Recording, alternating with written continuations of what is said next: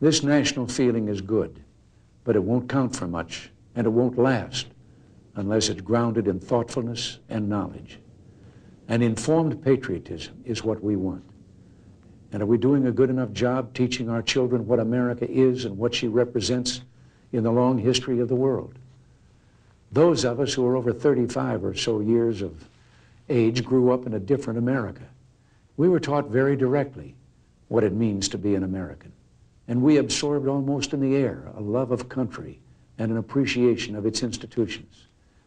If you didn't get these things from your family, you got them from the neighborhood, from the father down the street who fought in Korea, or the family who lost someone at Anzio.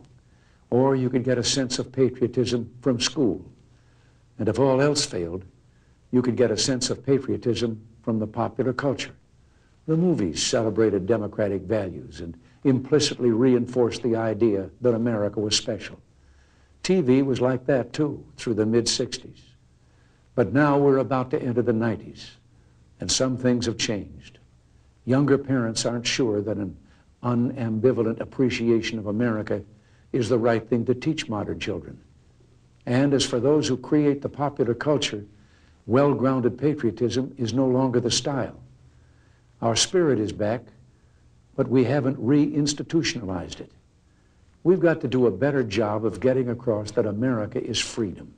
Freedom of speech, freedom of religion, freedom of enterprise, and freedom is special and rare.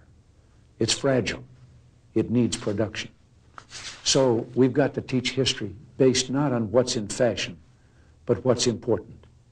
Why the Pilgrims came here, who Jimmy Doolittle was, and what those 30 seconds over Tokyo meant. You know, 4 years ago, on the 40th anniversary of D-Day, I read a letter from a young woman writing to her late father, who had fought on Omaha Beach.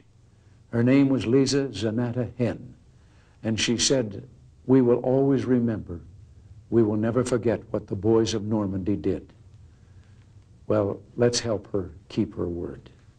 If we forget what we did, we won't know who we are.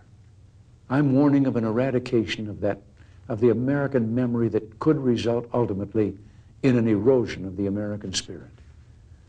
Let's start with some basics. More attention to American history and a greater emphasis on civic ritual. And let me offer lesson number 1 about America. All great change in America begins at the dinner table. So tonight in the kitchen, I hope the talking begins. And children, if your parents haven't been teaching you what it means to be an American, let them know and nail them on it. That would be a very American thing to do.